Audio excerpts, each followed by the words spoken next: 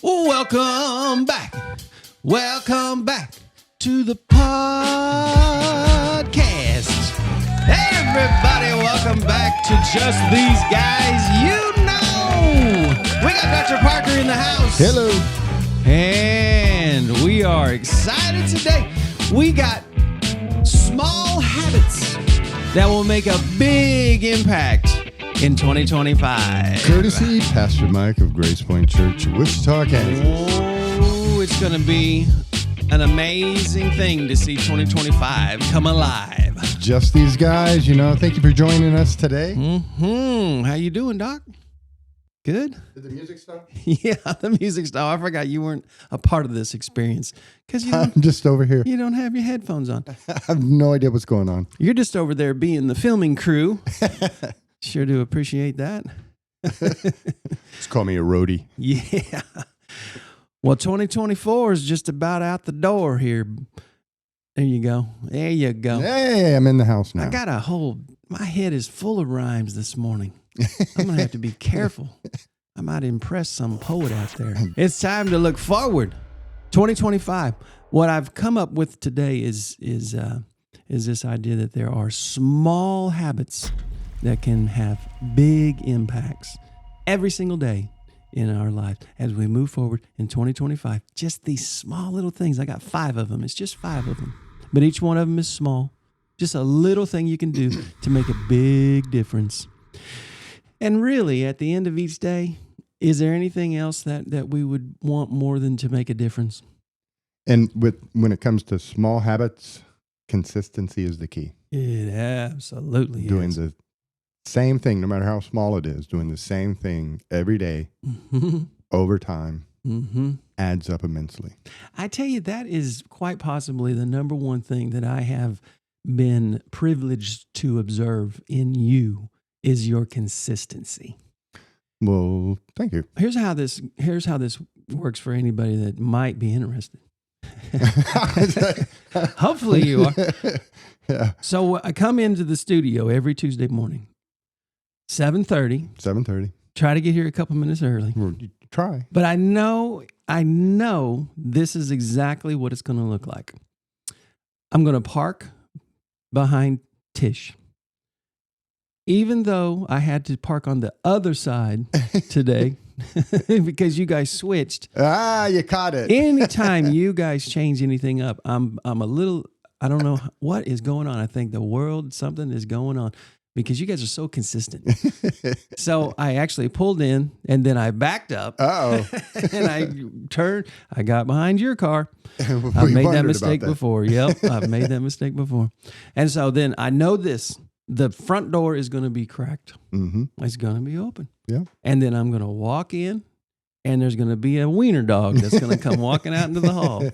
Tiki little fingernails on the... Are they fingers or toes? Toenails. Toenails. All on the floor. Click, click, click, click. I stop. I go halfway down the stairs. I reach out. I pet the dog through the balusters. Hey, you doing? And then I come down, and I can already hear the guitar playing. So Doc is practicing the guitar every Tuesday before I show up. You have such a consistency. It is admirable because that consistency, I believe, is what keeps you productive. With having ADHD, that's not an easy thing to do, but the consistency helps. Yes. It has to. Yes. And so you have helped me to become more consistent in my daily life and recognize the healthiness of routine. Well, I'm glad I can be a role model. Yeah, it is a role model. It might sound, kind of trivial to say that your habits and your consistency are inspiring, but it really is. Well, and honest answer, this isn't what do you call them, a left-handed compliment or something like that. Is my playing any better now than, say, a year or two ago? Without a doubt. Okay. The way it improved is 15 minutes a day, 15 minutes here or there. Yep. I don't get to sit down in a studio for 3 hours with the sound of gear and the equipment and the paid lessons coach and all of that. I just grab 10 or 15 minutes here or there. Yeah. And it's that little bit. Yep. 10 or 15 minutes here or there that adds up over time. Yeah.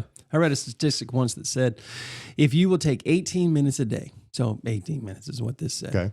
And so let's just say 15. If you take 15 minutes a day and you, whatever it is that you want to do and improve in, if you'll do this for 15 minutes a day, by the end of the year, you will be better than 99% of the world's population. And we got 5 things for you to start doing 15 minutes a day.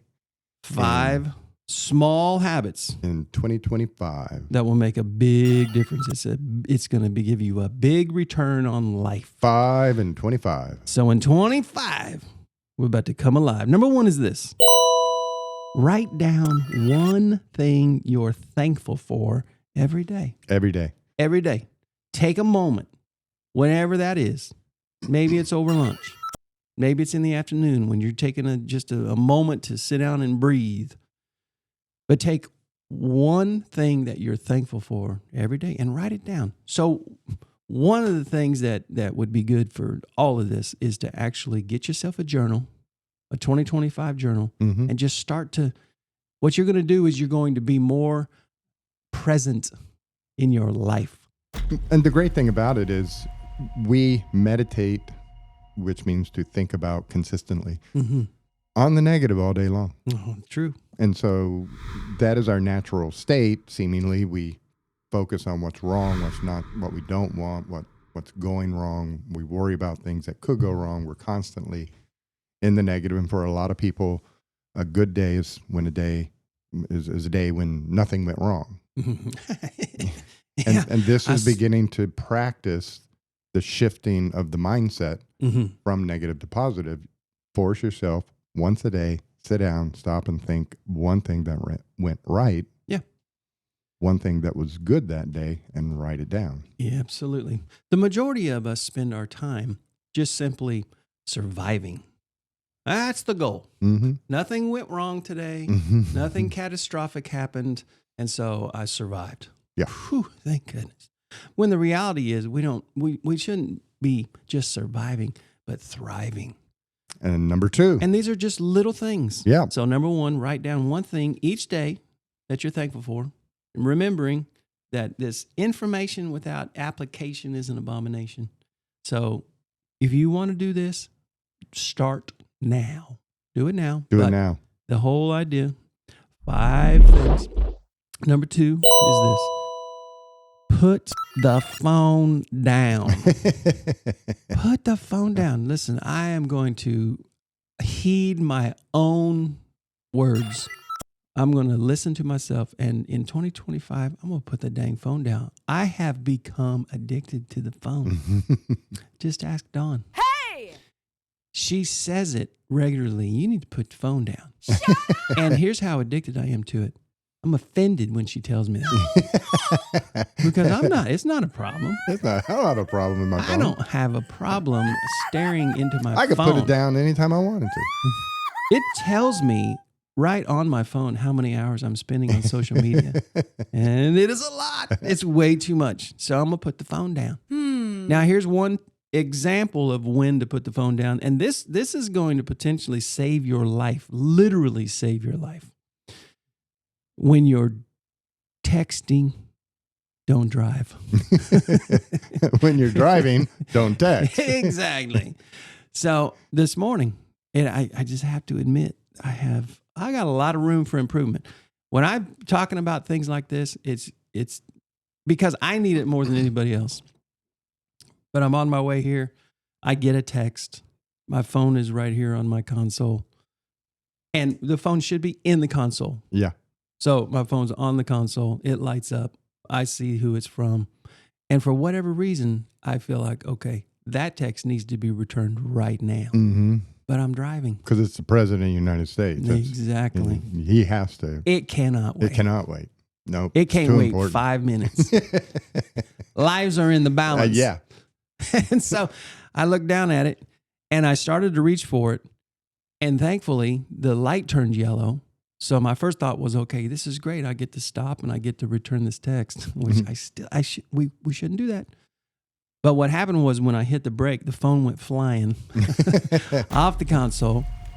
The good Lord was saying, don't text and drive. It ended up clear up on the passenger side, up in the corner on the floor, all lit up, just staring at me, saying, don't do that. Put the phone down. Now, did you do the deal where you jam your left foot on the brake and reach over, hang on the steering wheel, and stretch all the way across? No, but I thought about it.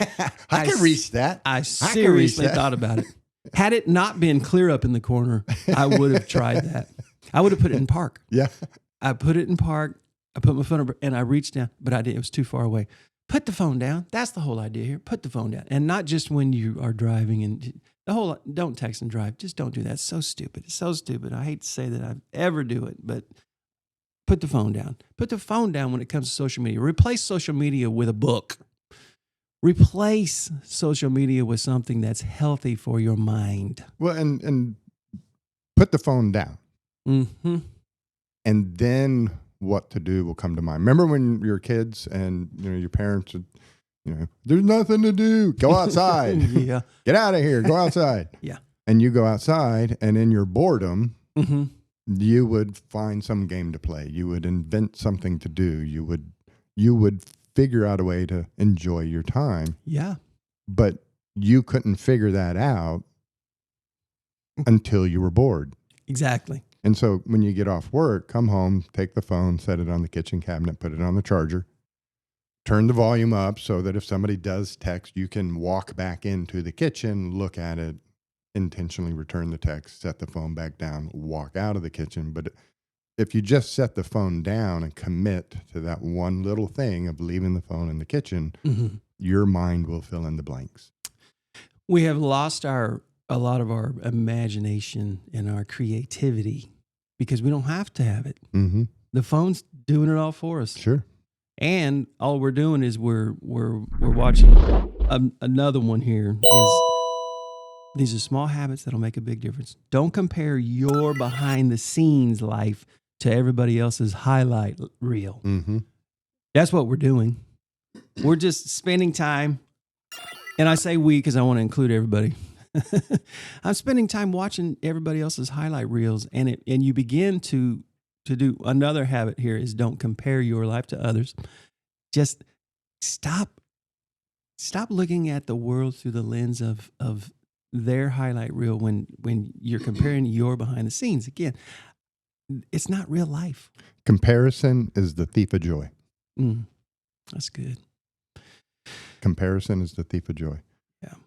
Years ago, I read some research article when the DSM-4 was kind of in rule. Now the DSM-5 is in place, but at the time of the DSM-4, and in the back of the DSM-4, they have a decision tree for diagnostics. So you could, just pick up the decision tree in the back and do an interview and walk through, and it'll help you come up with the diagnosis of the person in front of you. Well, the researchers took the diagnostic decision tree out onto the streets of New York and just stopped people walking by and concluded doing that diagnostic decision tree, 80% of the people they interviewed qualified for a mental health diagnosis. And that was stunning. And my first thought was, well, that's because you're overselling your product. It's good to whiten your teeth. Mm-hmm.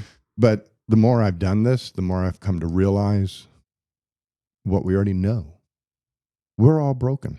We're all broken. We all have issues. We all have problems. We all are suffering. 80% of us, the other 20% are lying. Exactly. We're all depressed. We're all anxious. We're all insecure. Everyone is struggling with the exact same things as everyone else. And when people come to my office, they tell me these things, and then they say, why am I the only one? Does anybody else struggle with this, Doc? And I'm, hello. Why do you think I'm so busy? Yeah. Everyone. Yeah. Me, I'm just a guy. You're just a guy. We struggle with the exact same issues. And you look at the Facebook photos of the perfect family and their perfect vacation, and then you become jealous of why is your life not as great as theirs. Mm-hmm. And it's all false. It's fake. Yeah. It's misinformation. Yep. It's fake news. Fake news. Our lives are the same as everybody else's lives. Yeah. And you've seen the little videos on YouTube where, the fail videos, and they're funny and people fall down and hurt themselves and we laugh. But there's always in those, one of those where two people are standing there and they hold the phone up to take a selfie and they both smile and click. And as soon as the click is done, their faces change and they go back to hating each other. And they're sitting there bored at the table, texting whoever's not there. And what do people see on Facebook? Oh, yeah. Oh, look at them. They're having a great time out. Why don't we ever go out? You never take me out anywhere. They're hating life in public as opposed to hating life at home. Yeah. Stop comparing your behind the scenes life to somebody's very highlight clearly. reel. I've seen so many pictures of couples and they look so happy. I think to myself, why can't my marriage be as good as their marriage? Hey! When the reality is, now I'm not saying that from a personal, I'm saying that as an example. I'm very happily married. Hey! I am very happily married. You'll have to ask Dawn. Yeah. You'll have to ask Don. But for that's my what opinion. we do. That's what we do.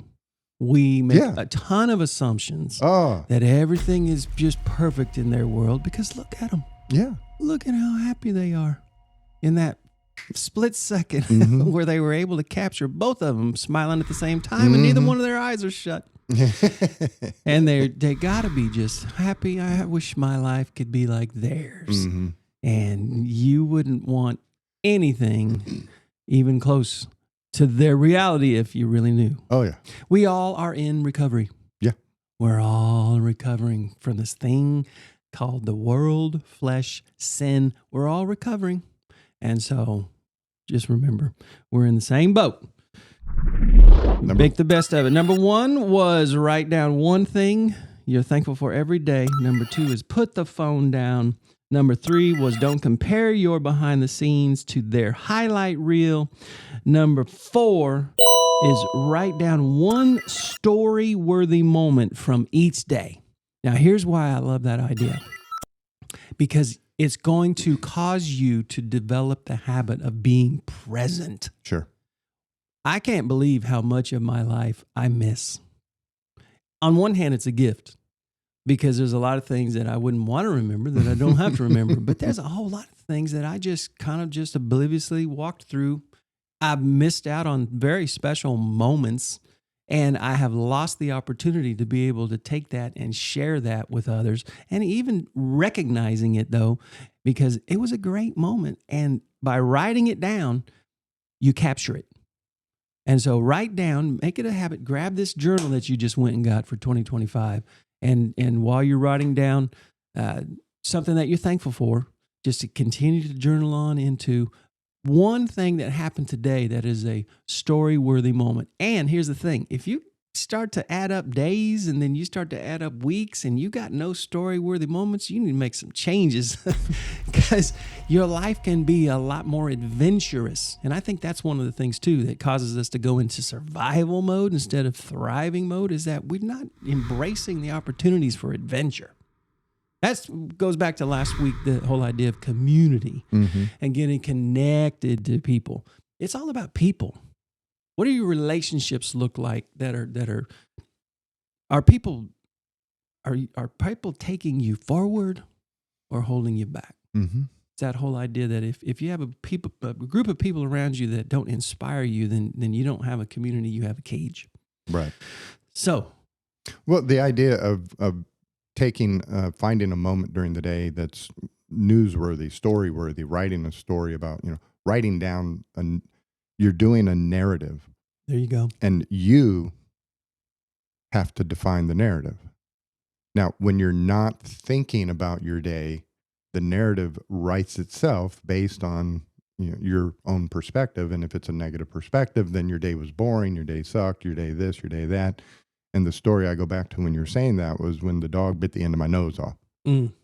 And, rushed up to the ER. Tish grabbed the end of my nose, piece. We rushed up there. The doctor came out. He consulted a plastic surgeon on the phone about how to do this and did the work and got me an appointment the next morning. My doctor had said, hey, just swing by the office. I'll give you the meds. Don't even mess with going to the pharmacy.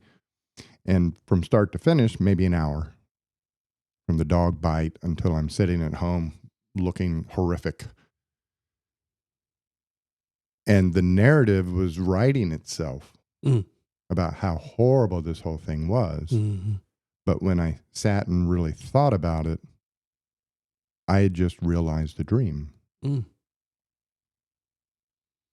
When I was 26, I had a horrible experience in the military with medical. And if you've been in the military, you understand what I'm talking about. Medical system, socialized medicine sucks.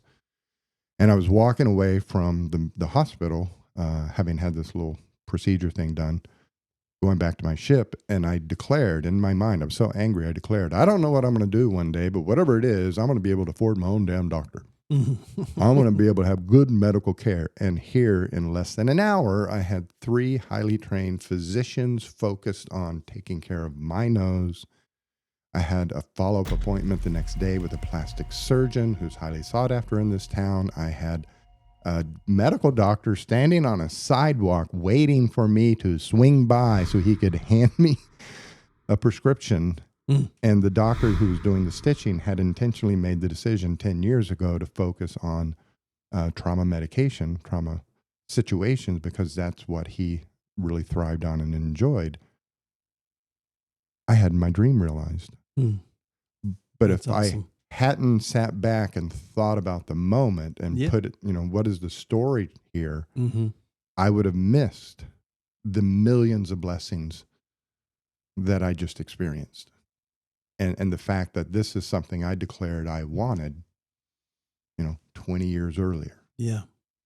I remember you saying that right shortly after it happened. I thought that was pretty amazing.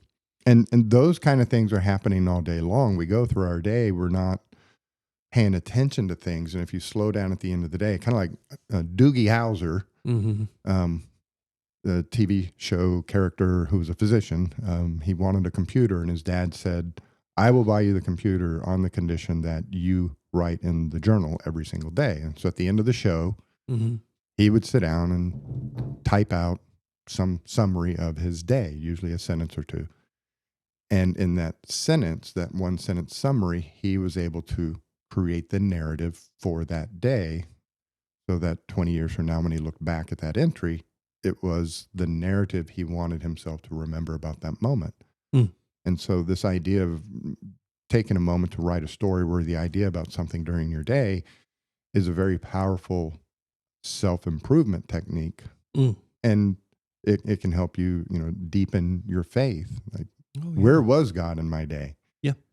We go through it just stumbling along, but if we stop and look back, we can see where he caused the light to turn yellow and me to jam on the brake so that I wouldn't reach for that phone and send the text that I was about to send.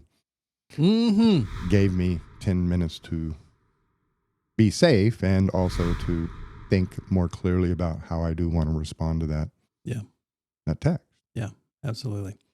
So all of this reminds me of a good buddy of mine, Mr. Jason Smith. He decided when his 2 kids were very young that he was going to write down in a journal for each of them one thing from every day from the time they were like 2 or 3, I think, until they were 18. And he did this. Oh, wow. So this is for those of you out there who have little kids. What a beautiful thing to be able to do. And he gave it to them when they turned 18. And that is so amazing to have. And he's a very structured and disciplined guy as well. Very consistent. But he just took the time to journal. But he did it at another level where that was his intention. His goal was to then, when they turn 18, to be able to give them he basically handed them his perspective of their life. What an amazing thing. And so that's just a thought for somebody. But 5 habits, Small habits with big returns. Number one was write down one thing you're thankful for every day. And by the way, when you start to capture the moments as you're writing them down, what will happen is you'll have a much easier time of finding the things you're thankful for. Mm-hmm. And so it all kind of goes together. Write down one thing you're thankful for every day. Number 2 was put the phone down. Number 3 was write down one story-worthy moment from each day. I'm mixing them up. Number 5, don't compare your behind the scenes to their highlight reel. And finally, this is a big one right here. I have started to do this, and I have already seen it make a difference.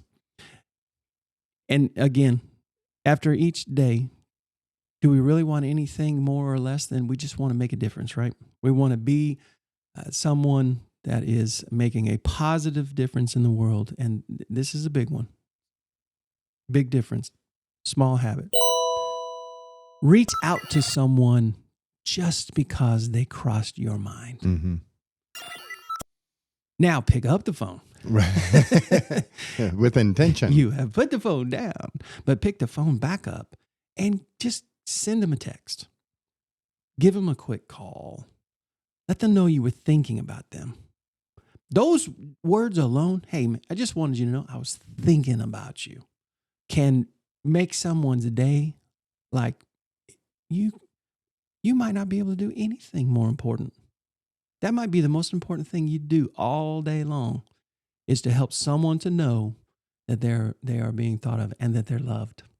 And so that's a big deal. I've started doing that, and I've already seen how it makes a difference. So 5 small habits in 2025 to make a big difference. That's excellent. Go get her done. I'm looking forward to 2025. It's going to be a great year. Well, Mike, I want to thank you for coming in this Christmas Eve morning and recording the show for all our listeners. For me, I'm honored that you were in church all night and cleaning up afterwards, and then you show up this morning. So I want to thank you for your dedication to the show and to this process, and wish you a Merry Christmas. Thank you. Same to you. I appreciate all the hard, well, we're just getting mushy. I just appreciate all the hard work you put into it. I appreciate all the listeners out there who are continuing to come along for the ride. I appreciate the fact that you're still liking and sharing, so continue to do that. We're at 4,160 some subscribers on YouTube. So just continue to share, and we will continue to try to put something in your ears that is worthy of your time. So thank you all. Merry Christmas and Happy New Year. Boom. Boom. Thank you, Doc. Thank you, Mike. And thank you guys for joining us. We are just these guys, and we will see you next week. Next week's episode is number 99. Woo! Kicking off the new year. I love the timing of it. That's Kicking amazing. off the new year at episode 100. 100 episodes. Can you believe this? Not at all. Didn't we just have this idea? Yeah. It's the consistency. Consistency. Awesome. Have a great week. See ya.